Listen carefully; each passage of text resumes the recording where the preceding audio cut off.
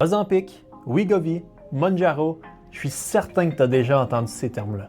On entend ces termes-là sur TikTok, dans les gyms, peut-être même chez votre médecin, et on le voit aussi de plus en plus venant des célébrités d'Hollywood. Oui, ça fait quelques années déjà qu'on en entend parler, mais aujourd'hui, je me suis dit, faut que je fasse une vidéo. Pourquoi? Parce que malheureusement, il y a un gros manque de connaissances à ce sujet au Québec, puis pour pouvoir prendre votre décision, vous devez savoir la vérité. Tout le monde en parle pour une perte de poids rapide, c'est magique, c'est miracle. Effectivement, ces effets semblent vraiment intéressants, mais restez jusqu'à la fin de la vidéo parce que je vais vous expliquer exactement c'est quoi les deux faces de la médaille. Celui qu'on entend le plus souvent parler, c'est Ozempic. Donc pendant cette vidéo, vous allez m'entendre dire Ozempic, mais ça inclut aussi ses comparatifs. Avant, Ozempic, c'était strictement réservé pour les personnes avec un diabète. Aujourd'hui, c'est devenu un symbole de perte de poids. Ce que la population désire de plus en plus, c'est des résultats instantanés, donc on va avoir très rapidement. Et oui, peut-être que ça peut marcher, mais au bout de la ligne, vous allez comprendre que c'est peut-être pas l'option que vous devriez choisir. Ozempic, c'est du sémaglutide. C'est l'équivalent d'une hormone qu'on a tous, qui est le GLP-1. Cette hormone-là, quand elle est sécrétée par le corps, qu'est-ce que ça fait? C'est que ça va dire au cerveau « OK, j'ai plus faim ».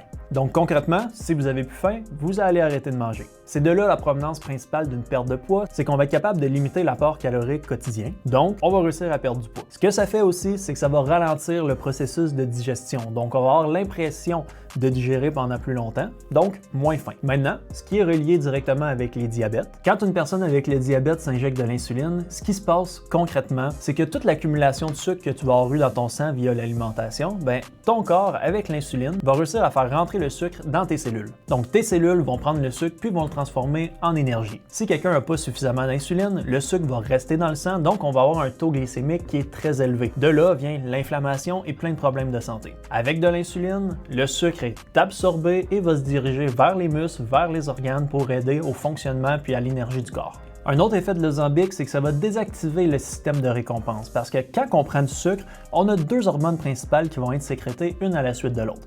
Premièrement, on parle de la dopamine qui est une hormone reliée au plaisir.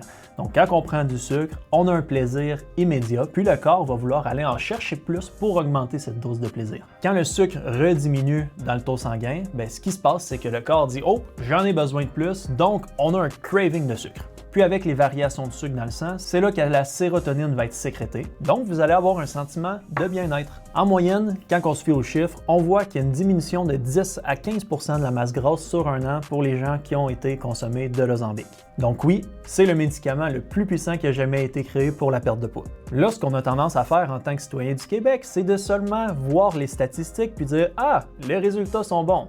Mais il y a bien des choses de cachées en arrière. D'abord, oui, tu perds du gras, mais tu perds pas seulement du gras. Si on néglige de combiner l'Ozempic avec une activité physique, on va perdre une masse musculaire. Donc le poids va descendre rapidement, mais pas seulement en masse grasse. Si la masse musculaire descend, on a un impact direct sur le métabolisme. Donc votre corps, ce qui se passe concrètement, c'est qu'il ralentit. Quand un corps ralentit, il va tomber en mode protection. Donc son seul et unique objectif, c'est de survivre. Alors oui, le cœur va battre, vous allez continuer de respirer, mais tous les organes qui ne sont pas directement reliés à la survie, selon votre cerveau, vont moins bien fonctionner. Puis ce qui est directement relié à un malfonctionnement des organes, c'est la gestion au niveau du système immunitaire. Lorsque le système immunitaire n'est pas puissant, le risque de développer des maladies est augmenté énormément. Je parle pas seulement des risques que tu attrapes la grippe de ton enfant, je parle des risques vraiment de maladies plus graves, dont le cancer. Et c'est prouvé que si le système immunitaire est faible, le risque de cancer est directement relié à augmenter. Je dis cancer, mais ça peut être tout plein d'autres maladies aussi. Le deuxième piège avec l'Ozempic, c'est que oui, peut-être que ça coupe la faim, sauf que si vous ne changez pas votre alimentation en fonction de vouloir une perte de poids, en fait, vous allez juste donner moins de bons nutriments à votre corps. Prenons un cas typique de quelqu'un qui va manger du pain blanc avec du Nutella pour déjeuner, qui va manger un plat de lasagne congelée le midi, puis qui le soir, en revenant du travail, va aller chercher quelque chose au restaurant.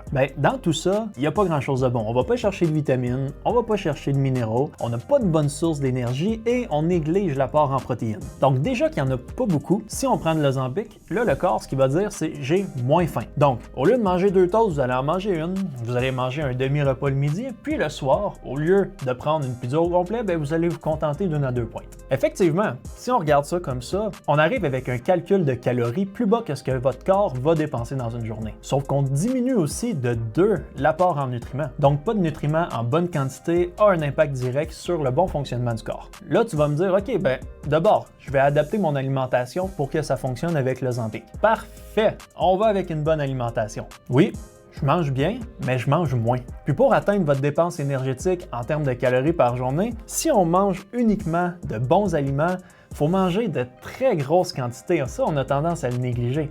C'est les aliments qui sont transformés style fast-food qui vont être très caloriques. Donc, si vous mangez de la bonne bouffe, mais qu'on divise les quantités en deux, là, on est vraiment dans un trop gros déficit alimentaire, même si on a les bons nutriments qui viennent avec. Donc, si vous vous dites, je vais combiner de l'Ozempic avec une bonne alimentation, bien malheureusement, vous mangerez plus assez. Donc, vous n'aurez pas les nutriments pour le bon fonctionnement de votre organisme. Ce qui va se passer, c'est qu'il va y avoir une perte de poids qui va être trop importante et trop rapide. Donc le corps, pour se protéger au niveau du système nerveux, va plus rien comprendre. Puis, dès que vous allez reprendre une alimentation plus normale, disons, le corps va vouloir aller chercher dans tous les recoins les ressources d'énergie, donc dans le sucre, dans les graisses et même dans la protéine, pour faire un restockage en matière grasse. Et c'est montré que les gens qui prennent de l'Ozempic, même s'ils continuent une alimentation qui est pas si pire après avoir arrêté le traitement, ben, vont reprendre leur poids. Là, on parle de poids, mais il y a des effets négatifs directement reliés à l'Ozempic aussi. Beaucoup de personnes vont parler de maux de ventre, de maux de tête, de ballonnement, de constipation, et il y en a même qui vont avoir des vomissements. Est-ce que ça vaut le coup?